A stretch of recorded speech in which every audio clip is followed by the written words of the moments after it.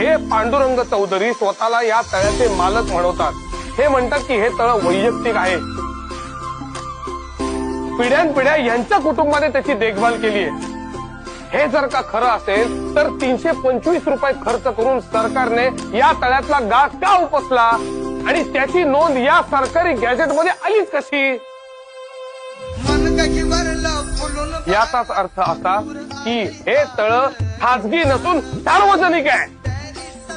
शास्त्री हे काय चाललंय आता? हे तुम्ही तर म्हणाला होता की तुम्ही वीरेश्वराची शपथ, मी खोलीतून सगळ्या सरकारी नोंदी काढून स्वतः जाणून टाकल्या होत्या।